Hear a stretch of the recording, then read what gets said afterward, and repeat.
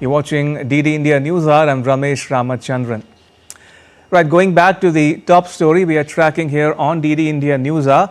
What makes Chinese AI startup DeepSeek different, and why is it causing such a global stir? Joining us is Prasar Sharma.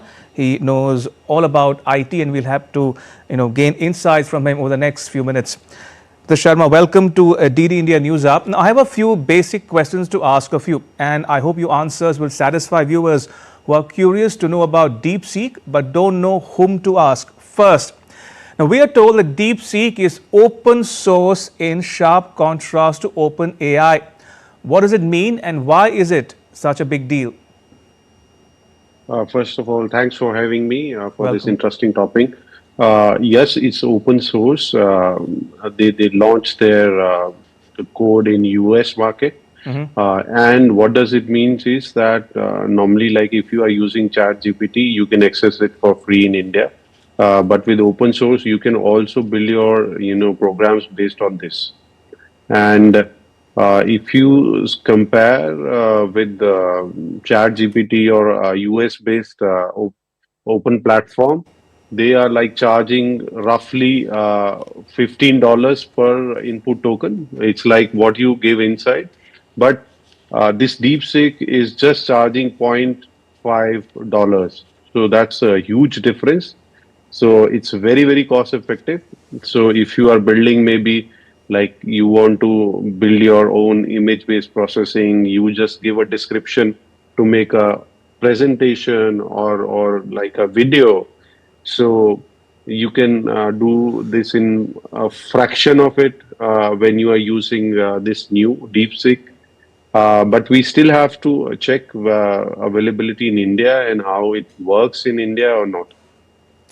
Again, Mr. Sharma, we read about how DeepSeek uses far fewer semiconductors than OpenAI. Now here, I want to quote from a report published by Bloomberg News Agency. It reads, DeepSeek's progress suggests AI engineers have found a way to work around the export bans, focusing on greater efficiency with limited resources. In other words, China overcame US curbs on the export of advanced chips and technology to it. So my question to you is this: how did China pull it off? Yeah, so the first aspect is China is building their own LLM, which is large language models. And they are using like, when we compare that, that OpenAI was, spending around 5 billion a year to train one model. And this DeepSeek is just using like roughly 6 million a year. So this is a billion versus million. So having their own LLM models and improvising on their own hardwares and GPUs make this happen, and this also gives a bigger trigger to countries like India and other countries which were thinking that just depriving from access to GPUs of NVIDIA can stop them, and China has proved that, and they used a mediocre level of NVIDIA's H series GPU and make this DeepSeek. Now, to another question that everybody seems to be asking tonight as we speak, is DeepSeek safe to use? Will my data be safe? Could China steal my data?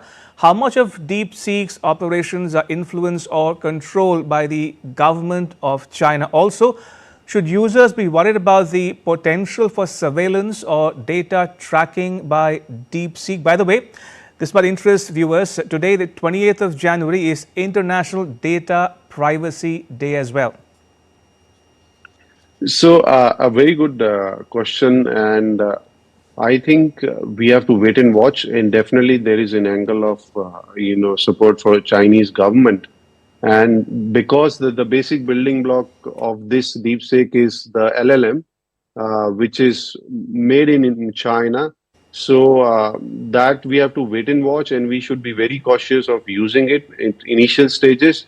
Once they show the transparency where the data is storing, especially if it's not going beyond the geography, like if we are making models in India, the data, the processed data as well as raw data is stored in Indian geography, that we have to wait and watch and see how the legal governance can limit this. But as of now, it will be difficult to comment at the initial stages.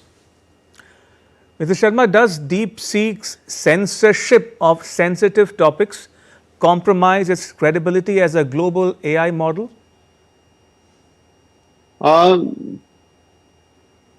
In I think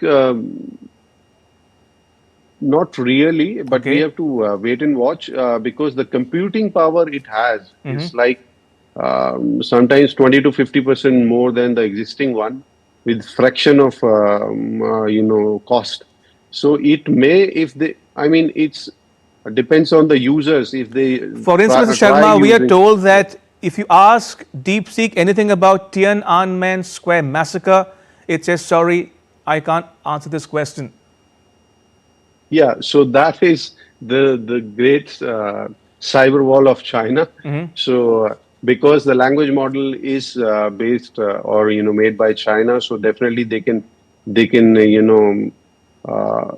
eliminate such kind of questions which they want to, Okay.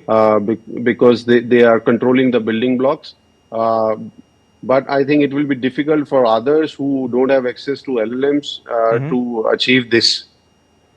And last but not the least, Mr. Sharma, could DeepSeek's rise lead to a race to the bottom?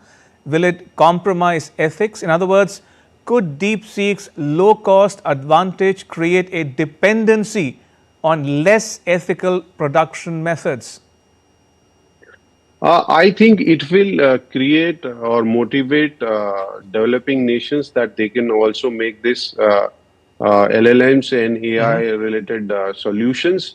About ethical things, it's all AI. It's depending on the users, how a user uses it, for either for unethical or ethical use. It's just a computing power which you are giving to the users. Okay. But definitely, it will motivate countries like India to build their own LLMs. In India, like companies like Servom and others are already in process of making it. So this will give us a boost of much more, AI models in coming years from developing nations. All right, on that note, Mr. Prasoon Sharma, thank you for joining us and sharing your thoughts and insights with our viewers at home and abroad. Thank you for your time. Much appreciated.